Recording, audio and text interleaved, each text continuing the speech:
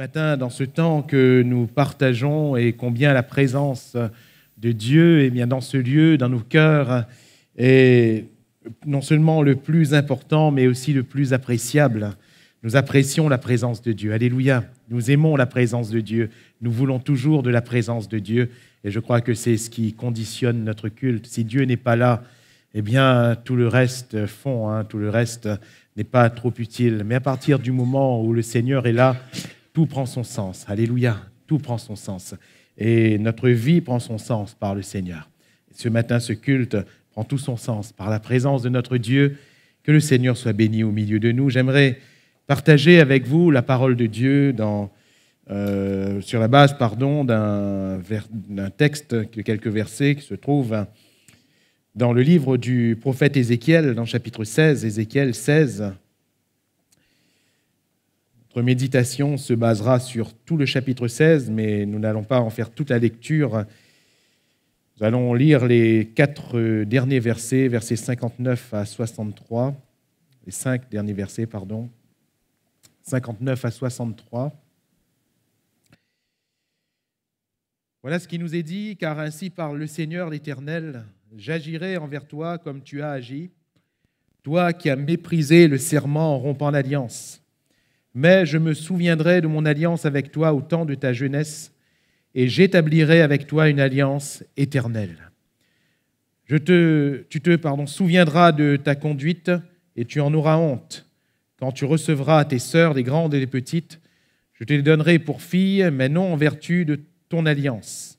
J'établirai mon alliance avec toi, et tu sauras que je suis l'Éternel, afin que tu te souviennes du passé et que tu rougisses, afin que tu n'ouvres plus la bouche et que tu sois confuse quand je te pardonnerai tout ce que tu as fait, dit le Seigneur, l'Éternel.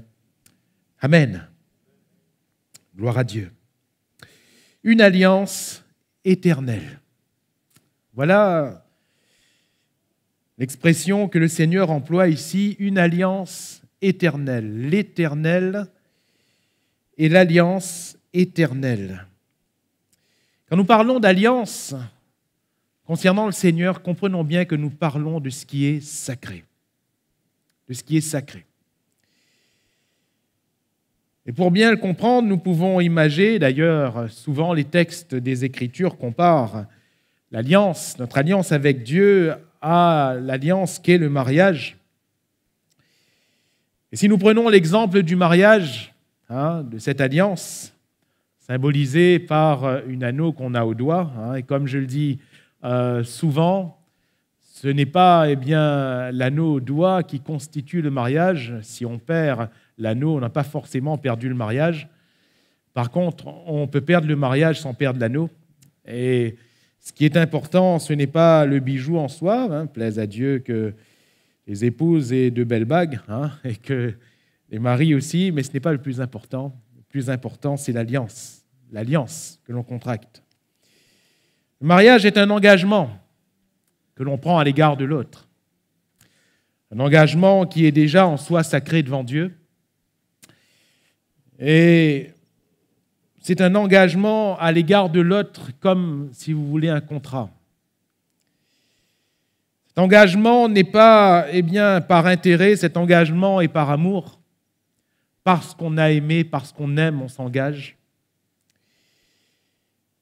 Et cet engagement, c'est l'engagement qui vient sceller l'amour qu'on a pour l'autre, la relation qu'on a pour l'autre, avec comme but la bienveillance et la fidélité envers l'autre, quoi qu'il arrive. Fidélité, quoi qu'il arrive. Et s'il nous faut définir le mariage en quelques termes, les voici. L'engagement par amour pour la fidélité, le bien que l'on va faire envers l'autre. Le Seigneur parle ici d'alliance. Et je rappelle le cadre dans lequel le prophète prononce ces paroles de la part du Seigneur.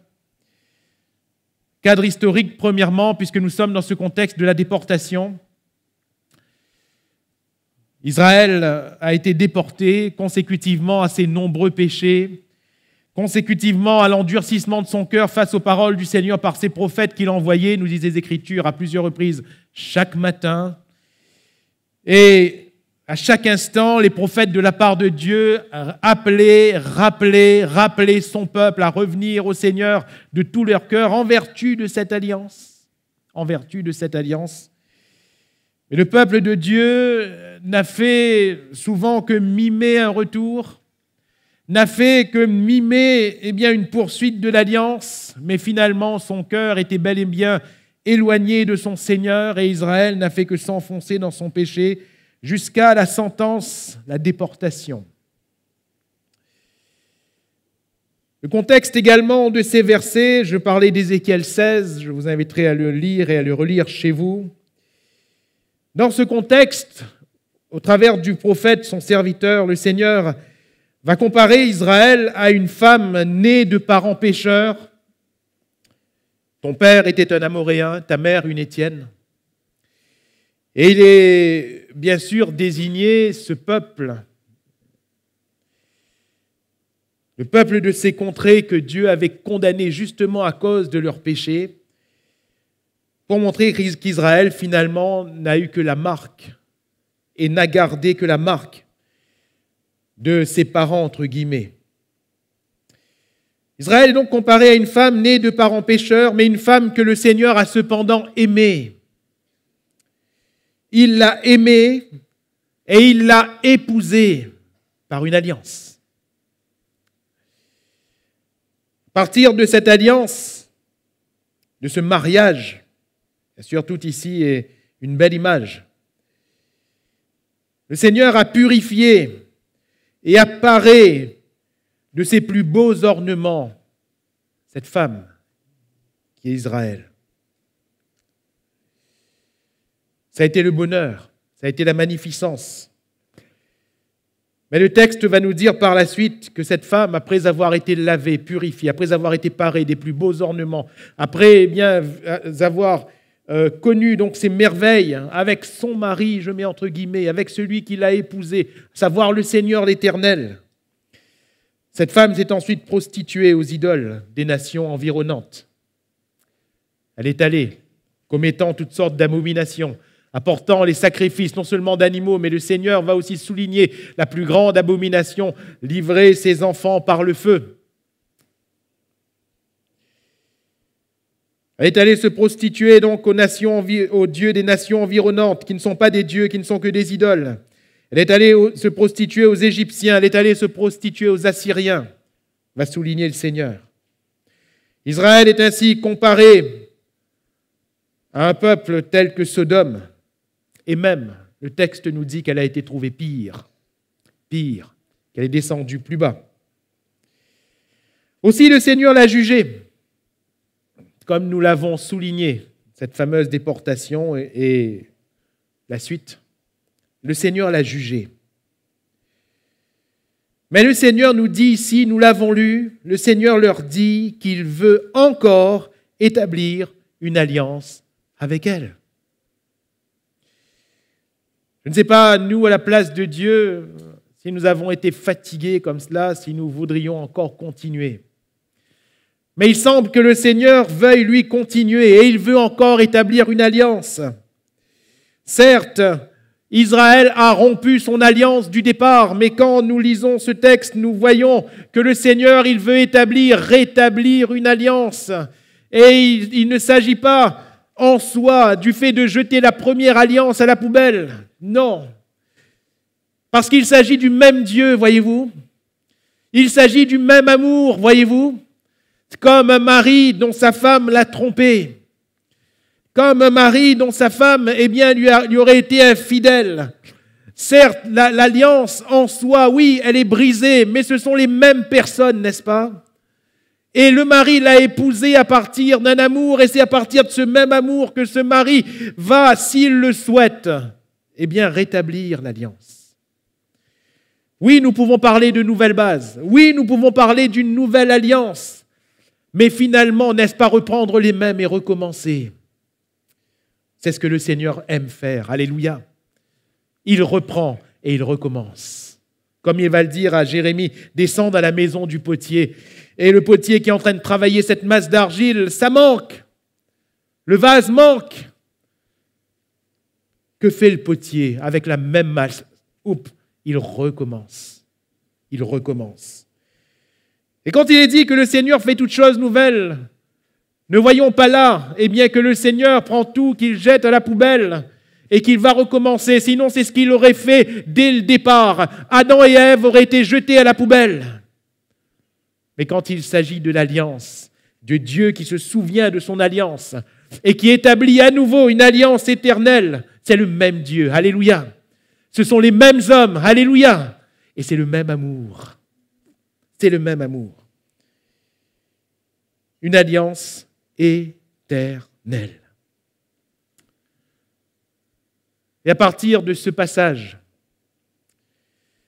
j'aimerais voir avec vous ce matin cette alliance du Dieu de l'alliance. Cette alliance que le Seigneur veut contracter avec nous, ou tout du moins peut-être pour quelqu'un ce matin, qu'il veut recontracter.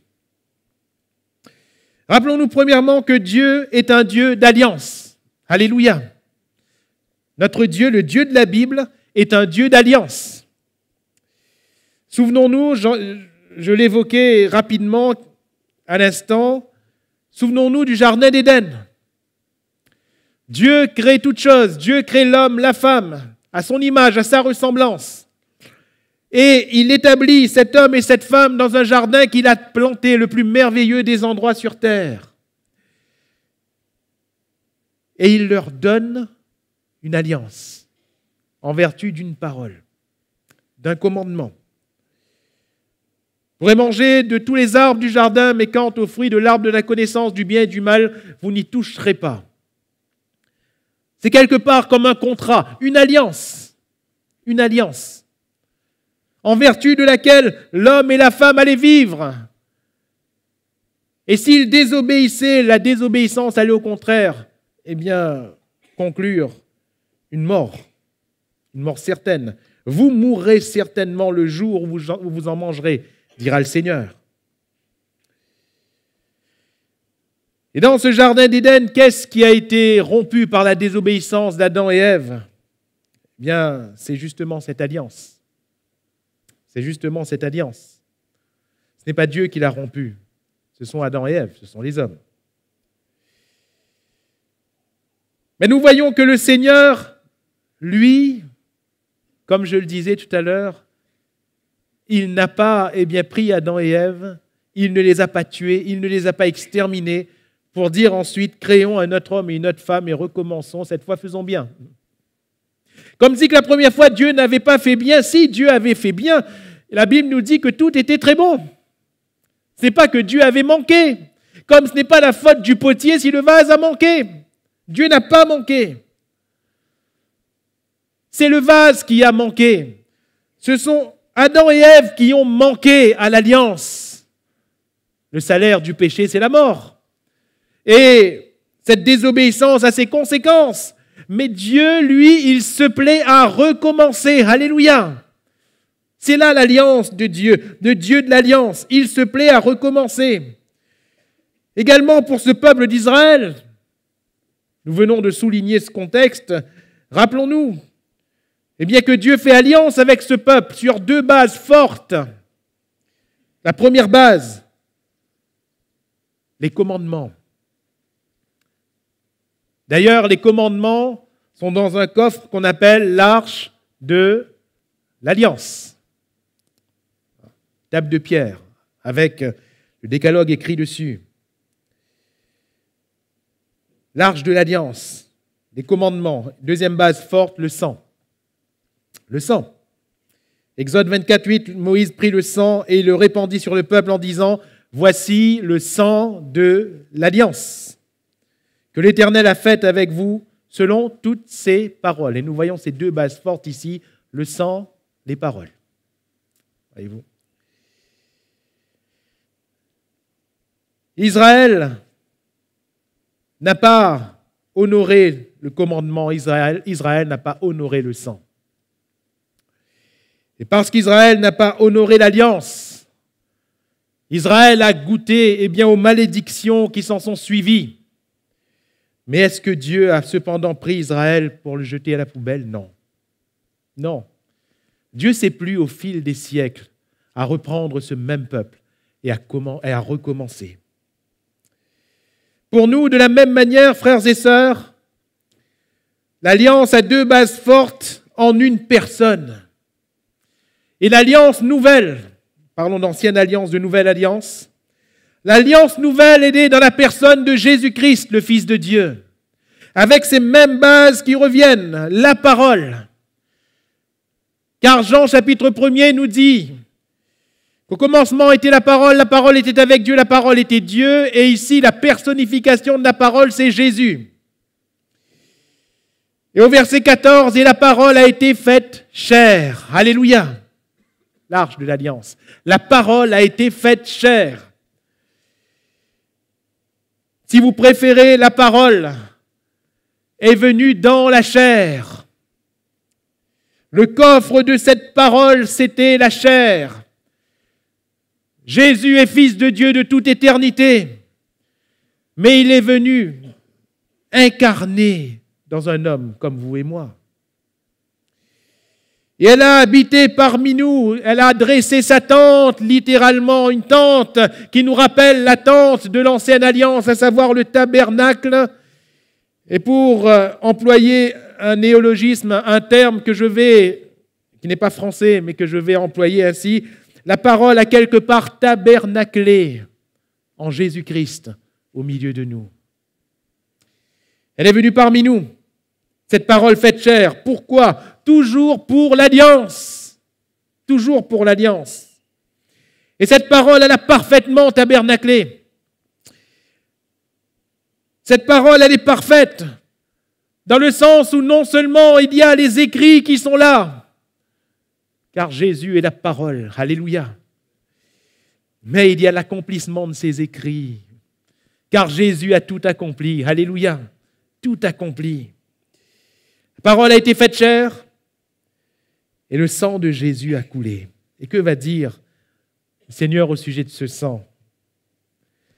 3 évangiles synoptiques que sont Matthieu, Marc et Luc nous le rappellent. Marc va dire dans le chapitre 14, verset 14, et il leur dit « Ceci est mon sang, le sang de l'alliance, répandu pour plusieurs. » À peu de choses près, Matthieu va dire la même chose en Matthieu 26, 28, « Car ceci est mon sang », c'est Jésus qui va le déclarer, « le sang de l'alliance qui est répandu pour plusieurs. Dans quel but ? Pour la rémission des péchés. » Et Luc de dire en Luc 22, 20, il prit de même la coupe, Jésus prit de même la coupe après le souper et la leur donna en disant, cette coupe est la nouvelle alliance en mon sang qui est répandue pour vous.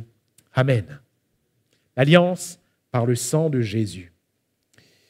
Ces deux bases fortes sont là. Et ce Dieu d'alliance, ce Dieu qui veut traiter alliance avec nous, ce Dieu qui veut qu'on demeure dans son alliance, a tout assuré. Puisque dans l'ancienne alliance qui a forcément vieilli, eh bien il est fait état que l'homme ne pouvait pas. Israël ne pouvait pas. Celui qui mettra ces choses en pratique vivra par elles. Israël ne l'a pas pu.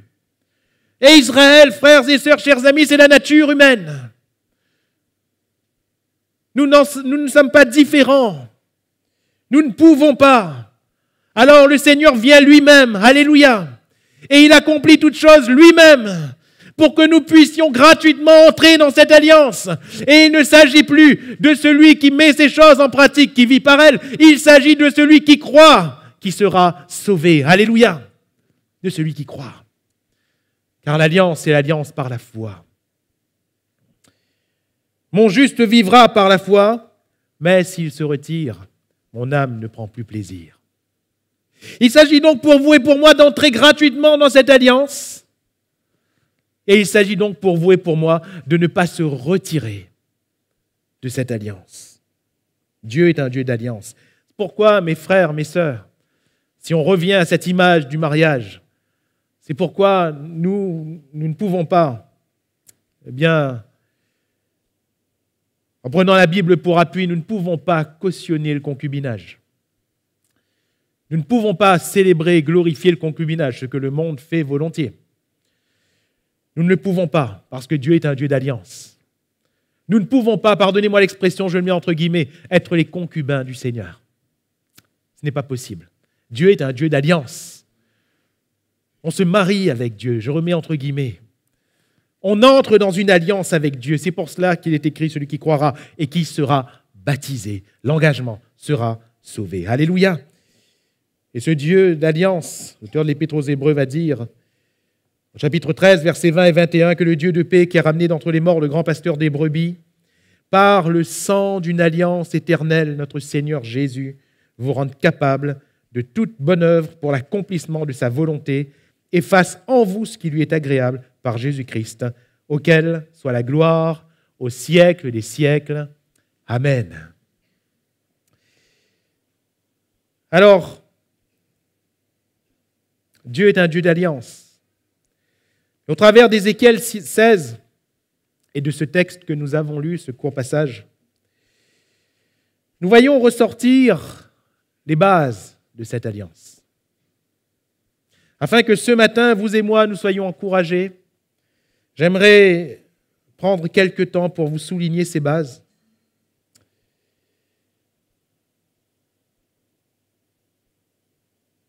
Premièrement, la base de l'alliance, la base forte de l'alliance, c'est l'amour de Dieu.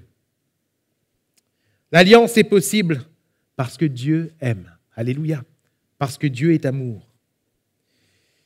Ils ont ensemble le verset 8 de Ézéchiel 16. Ézéchiel 16, 8. Toujours dans cette métaphore. Le Seigneur va dire à Israël, je passais près de toi. Je te regardais et voici, le temps était là, le temps des amours. J'étendis sur toi le pan de ma robe, je couvris ta nudité, je te jurai fidélité, je fis alliance avec toi, dit le Seigneur l'Éternel, et tu fus à moi. Amen. Je te jurai fidélité. Je fis alliance avec toi. J'étendis le pan de ma robe sur toi et je couvris ta nudité. Pourquoi ? Parce que je t'aime. Alléluia. Le temps des amours. Le temps des amours. Pourtant, ce que le Seigneur voyait n'était pas aimable. Une femme impure, délaissée, abandonnée de tous dans sa souillure. Et la laideur de cette souillure était là. Il n'y avait pas quoi que ce soit d'attirant. Mais le Seigneur a aimé. Alléluia. De la même manière, frères et sœurs, le Seigneur nous a aimés. Il nous a aimés. Alléluia. Il nous a aimés le premier. Pourtant, nous n'étions pas aimables. Recouverts de notre souillure, nous étions laids. Laids devant Dieu. Incapables d'entrer dans la présence de Dieu. Incapables d'avoir part à quoi que ce soit du Seigneur. Incapables. Notre péché nous condamnait et nous séparait de Dieu. Et cette séparation devait être éternelle.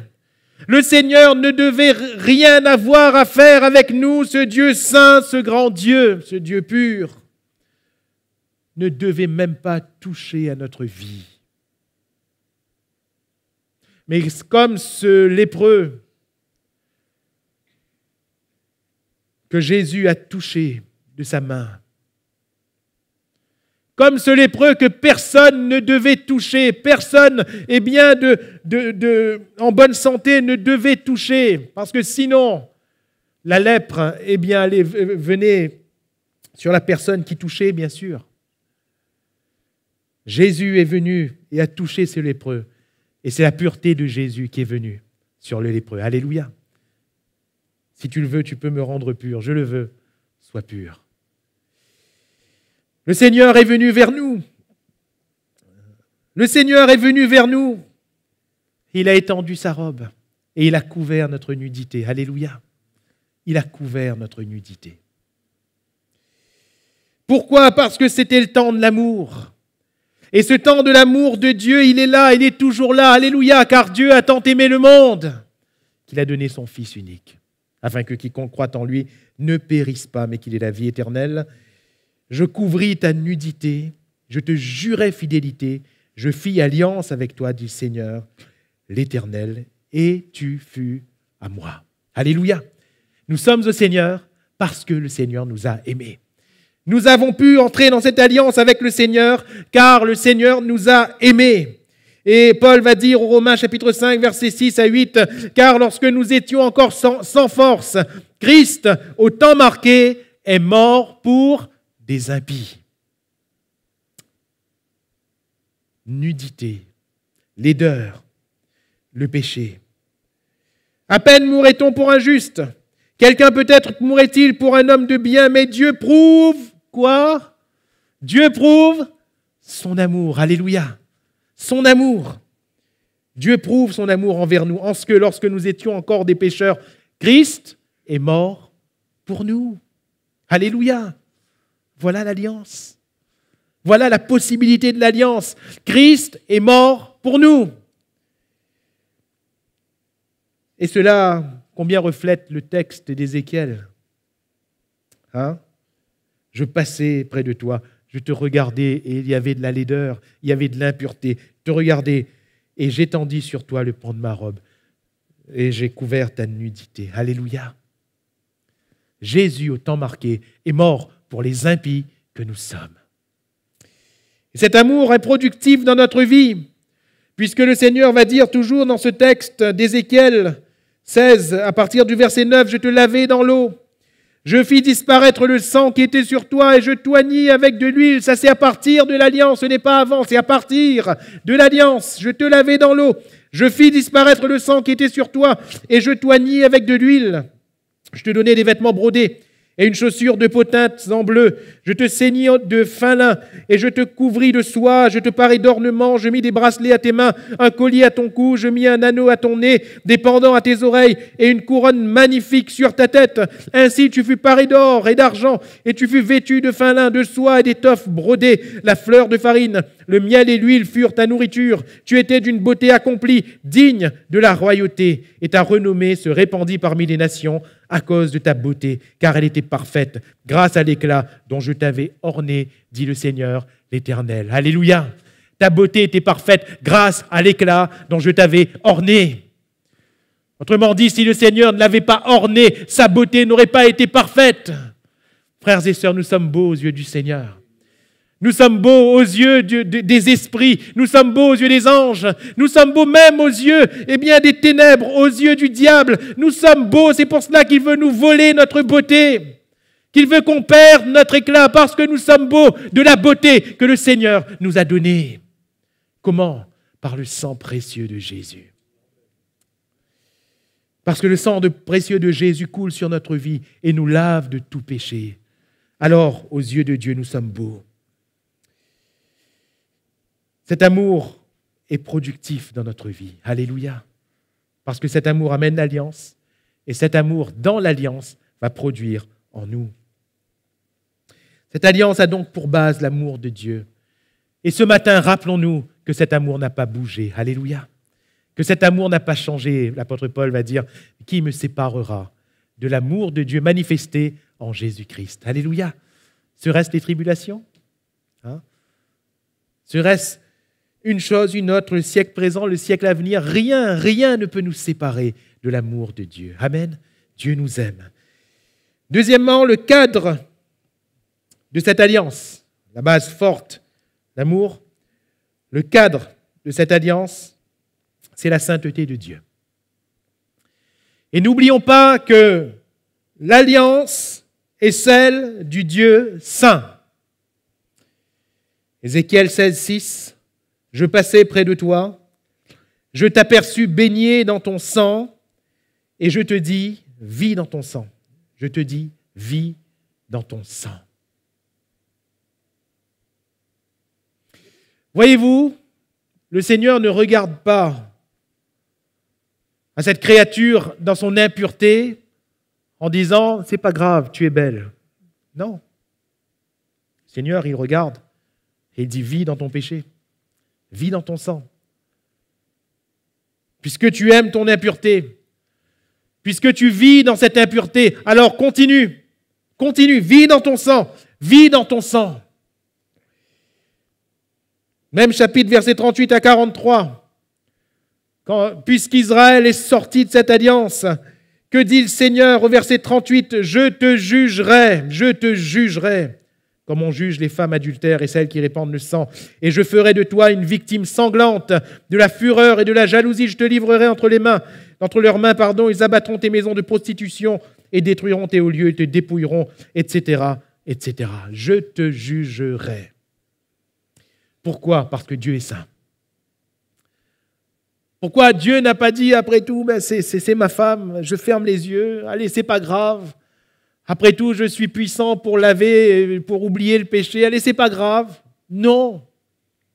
Oui, Dieu est puissant pour oublier, pour effacer le péché de ceux qui se repentent. Alléluia. Mais notre Dieu est saint. Et il ne peut pas.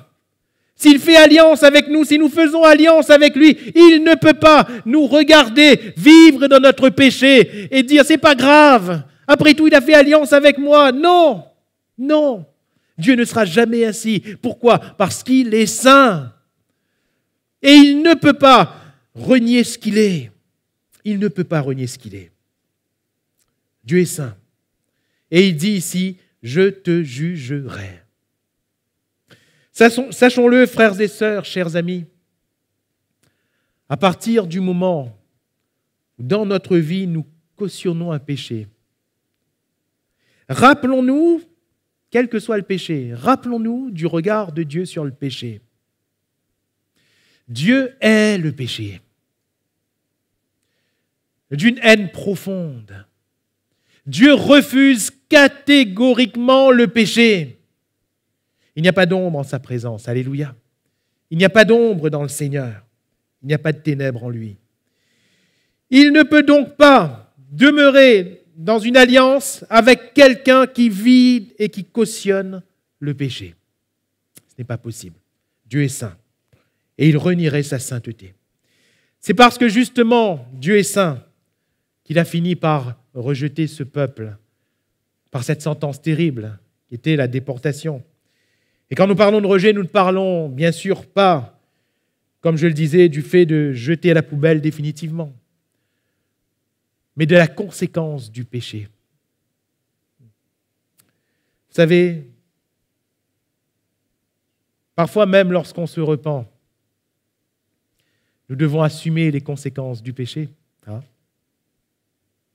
Quand on a fait le choix d'une voie, le temps de quitter cette voie, il faut en assumer les conséquences. On voudrait tellement, quand on a péché, que quand on a demandé pardon au Seigneur, que ça y est, toute l'avalanche s'arrête. Ce serait bien, mais malheureusement, ce n'est pas comme ça. Si le salaire du péché, c'est la mort, et si effectivement le sang de Jésus nous lave de nos péchés, quand on se repent de nos péchés, si cela est sincère devant Dieu, le Seigneur peut effacer nos péchés et le Seigneur peut arrêter les conséquences du péché. Il peut le faire. Mais il veut quand même qu'on se rappelle de la laideur du péché et de la valeur du sacrifice de Jésus. Qu'on a vite fait de fouler aux pieds si à chaque fois on pêche et on s'essuie la bouche. On pêche, on s'essuie la bouche. On pêche, on s'essuie la bouche. On ne mesure plus cette valeur. C'est pour cela que le Seigneur, parfois, il nous laisse quand même supporter un petit peu le poids de ce qu'on a fait contre lui, parce que notre Dieu est saint. Alléluia. Et nous devons entrer pleinement dans la sainteté de notre Dieu. Vous serez saints, car je suis saint. La sainteté est donc le cadre de cette alliance. Nous ne devons pas sortir du cadre de cette sainteté. Oui, quand on parle de la sainteté de Dieu, la barre est haute. Mais le Seigneur a tellement fait pour nous. Alléluia. La Bible nous dit qu'il nous a donné tout ce qui contribue à la vie et à la piété. C'est-à-dire que le Seigneur nous a équipés de tout ce qu'il fallait pour qu'on reste dans ce cadre. Alléluia. À nous de rester dans ce cadre. Il nous a tout donné.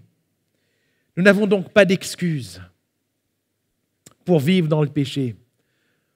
On ne peut pas dire « Ah Seigneur, mais il y a des circonstances atténuantes, laissons cela pour des hommes, laissons cela pour les tribunaux humains. » Mais devant Dieu, pour le chrétien, celui qui vit la vie nouvelle en Christ, il n'y a pas de circonstances atténuantes. Il n'y a pas. Aucune excuse pour le péché. Notre Dieu est saint. Bannissons donc le péché de notre vie. Alléluia. Israël aurait dû le faire. Et le Seigneur va dire au travers de ses prophètes, « Si seulement tu revenais à moi, en un instant, je changerai le mal en bien. En un instant, je te pardonnerai tes péchés. » Mais c'est quoi revenir au Seigneur? C'est quitter le péché. Alléluia. C'est quitter le péché. « Je t'aime d'un amour éternel », va-t-il dire, au travers du prophète Jérémie. « Je te ramènerai », va-t-il dire à Israël. « Je te guérirai », va-t-il dire à Israël. Mais cependant, pour ce que tu as fait, je ne puis te laisser impuni. Je ne puis te laisser impuni. Terrible, terrible. Mais juste pour nous rappeler ce matin que le Dieu de l'Alliance est un Dieu saint. Voilà pourquoi Adam et Ève ont été bannis du Jardin d'Éden. Voilà pourquoi, malheureusement, Abraham, dans ses écarts, il a quand même goûté à la conséquence de ces écarts, justement. Voilà pourquoi ces hommes, ces femmes, qui ont pourtant servi le Dieu vivant tel que David, voilà pourquoi il a connu quand même un lourd forfait. Un lourd forfait. Et voilà pourquoi nous-mêmes, frères et sœurs, en tant que chrétiens, même si le Seigneur nous pardonne, malheureusement, nous voyons encore sous nos yeux la conséquence de ce qu'on aurait commis, pour nous rappeler que Dieu est saint. Alléluia. Et troisièmement, si l'amour est la base de cette alliance, si la sainteté est le cadre de cette alliance, la force de cette alliance, ce qui va faire que cette alliance va tenir, c'est la fidélité de Dieu. Alléluia. La fidélité de Dieu. Le Seigneur va le dire souvent et le répéter souvent, que ce soit dans ce texte d'Ézéchiel 16, que ce soit dans le livre d'Ézéchiel, que ce soit dans toutes les paroles des prophètes. Le Seigneur va le répéter souvent.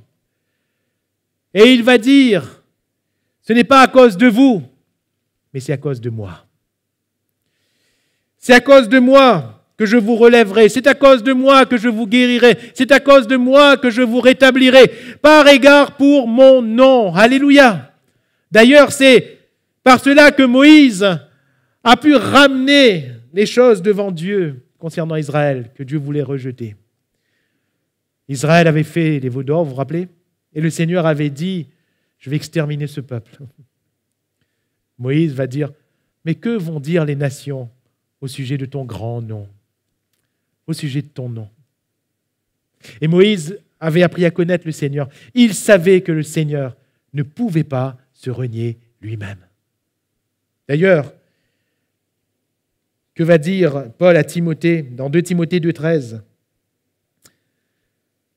Et c'est fort quand même. Même quand je le relis, ça fait des années qu'on le lit. Je vous avouerai qu'humainement, je ne comprends toujours pas ces paroles. 2 Timothée 2,13. Si nous sommes infidèles, il demeure fidèle. Alléluia.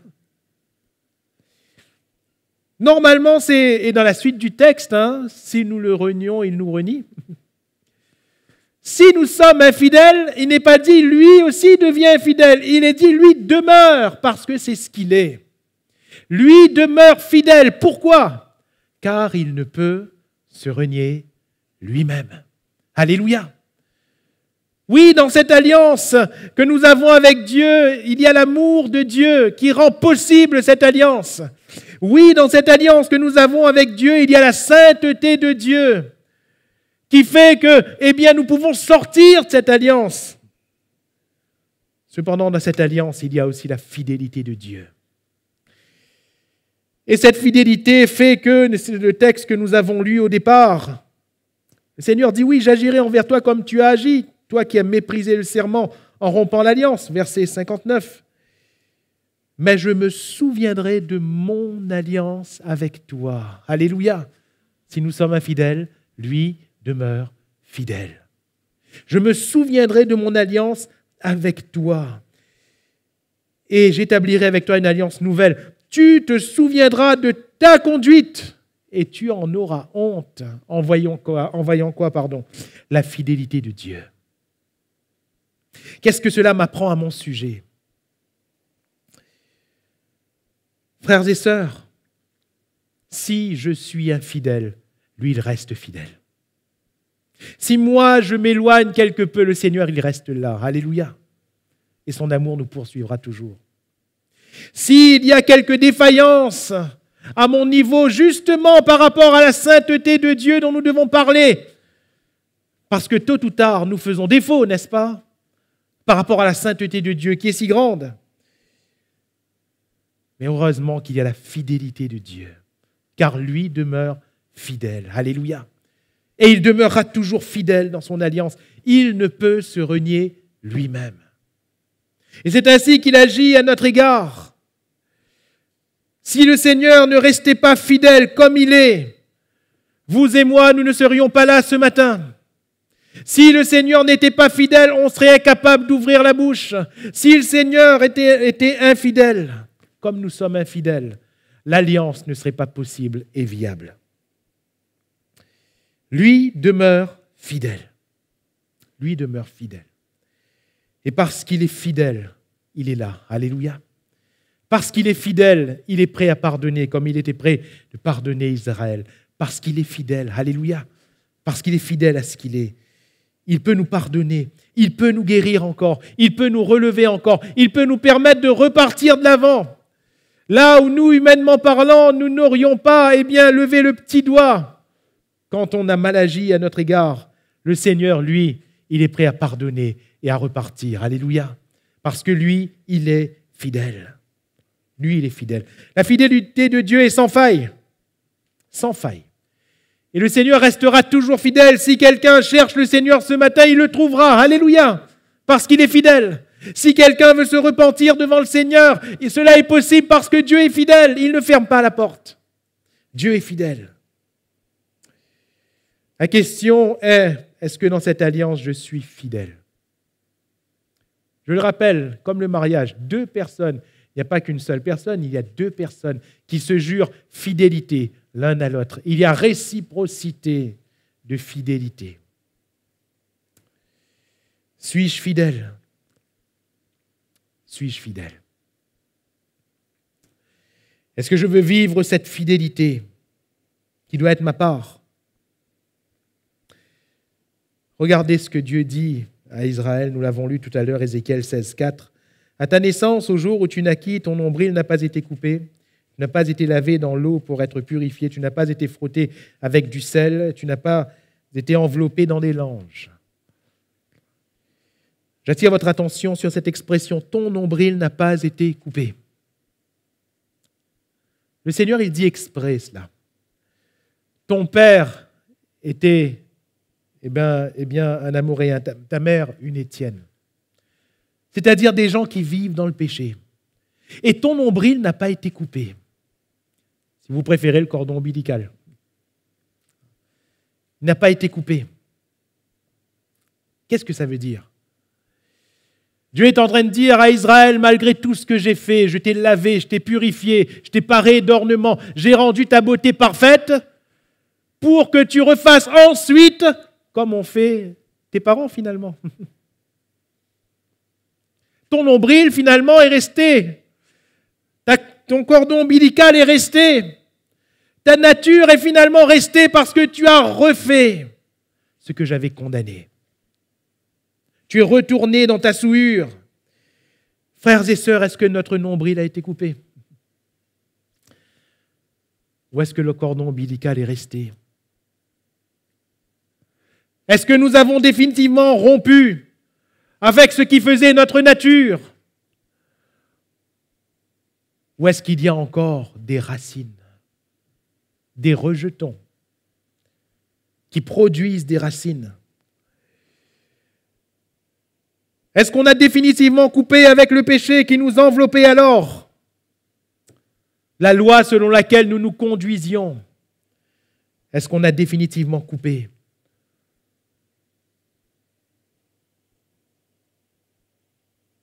Est-ce qu'on a définitivement coupé avec nos passions, avec notre alcool, avec notre drogue, avec notre cigarette? Est-ce que nous avons définitivement coupé avec, ces images impures? Est-ce que nous avons définitivement coupé avec l'adultère? Est-ce que nous avons définitivement coupé avec ces choses? Est-ce que nous avons définitivement coupé avec un caractère et un cœur dur? Est-ce que nous avons définitivement coupé avec la colère? Est-ce que nous avons définitivement coupé avec les calomnies, avec les médisances? Est-ce que nous avons définitivement coupé avec les mauvaises pensées? Tout ce qui constitue le péché, voyez-vous. Est-ce que nous avons définitivement coupé? Ou est-ce que parfois on voit encore des petites pointes qui apparaissent, comme les mauvaises herbes? Si on coupe en surface, ça repousse, ça repousse vite d'ailleurs, vous avez remarqué, ça repousse vite. Il faut arracher. Il faut arracher. Et si on voit que ça pointe encore, il faut arracher encore. Définitivement coupé. Et c'est ce qui nous appartient ce matin. L'alliance connaît une faille, non pas à cause du Seigneur qui est parfait et qui est fidèle, qui est amour. L'alliance connaît une faille peut-être dans ta vie parce que ton nombril n'a pas été coupé. L'alliance connaît une faille dans ma vie peut-être parce que, je n'ai pas complètement rompu avec ceux qui devaient être rompus. Le Seigneur est mort pour nos péchés. Et qu'entendons-nous par ces paroles que nous disons, que nous chantons et avec lesquelles nous louons le Seigneur? Le Seigneur est mort pour nos péchés. Mes frères et mes sœurs, pour que nous ne vivions plus dans le péché, pour que nous soyons définitivement affranchis du péché, voulons-nous rompre complètement ce matin pour être dans cette alliance éternelle avec le Seigneur. Et le Seigneur nous promet, et il nous dit, j'établirai avec toi une alliance éternelle. Alléluia. Alors en conclusion, Dieu n'a pas changé, non. Il est toujours le même, hier, aujourd'hui, éternellement. Ce qu'il a fait, il peut le refaire.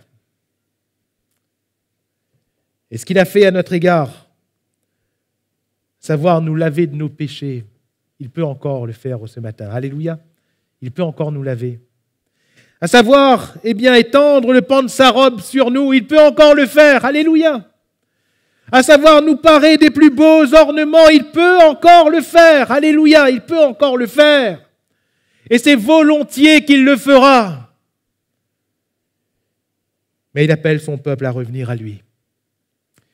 Il appelle chacun de nous à vivre pleinement cette alliance. Nous devons en être conscients quotidiennement que notre Dieu est un Dieu d'alliance et que nous ne devons pas, quotidiennement, nous ne devons pas laisser la moindre faille dans cette alliance avec notre Dieu.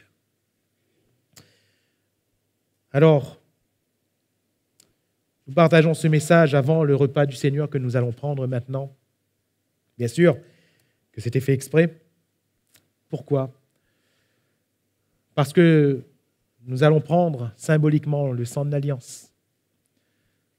Nous allons prendre symboliquement le corps meurtri de Jésus. Nous allons nous rappeler ce que Jésus a fait pour nous.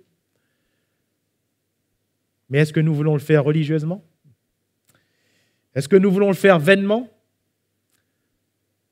Est-ce que nous voulons le faire et puis, même pas demain, dès que nous sortons de ce lieu de culte, est-ce que nous voulons retomber dans nos travers? Et demain, est-ce que nous voulons ne plus faire attention quand nous allons à notre travail? Est-ce que nous voulons retomber dans des travers quand nous serons dans notre maison avec notre famille? Voulons-nous retomber dans des travers? Voulons-nous retomber sur ce qui cause des failles à l'alliance? Mes frères et mes sœurs, dans ce cas, nous allons prendre un jugement contre nous-mêmes. Il vaut mieux ne rien prendre. Mais par contre, pour ceux qui veulent vivre l'alliance, pour ceux qui veulent vivre dans le cadre de la sainteté de Dieu, pour ceux qui veulent vivre pleinement l'amour de Dieu, parce que l'amour de Dieu est là, mais nous pouvons le vivre ou ne pas le vivre. L'amour de Dieu est là, mais nous pouvons rester, sans action de cet amour en nous. Et pour ceux qui veulent vivre l'amour, Pour ceux qui veulent vivre dans la fidélité, parce que si notre Dieu est fidèle à notre égard, nous aussi, nous voulons l'être à son égard. Pour ceux qui veulent vivre pieusement cette alliance, frères et sœurs, cette coupe devient la coupe des délivrances. David va dire, j'élèverai la coupe des délivrances. Parce que nous rappelons ce que Jésus a accompli pour nous, ce qui sera pour nous ce matin le réel moyen de notre salut et de notre délivrance. Alléluia! Et c'est ainsi que cette alliance sera forte entre nous et le Seigneur. Et celui qui persévérera jusqu'à la fin sera sauvé. Alléluia!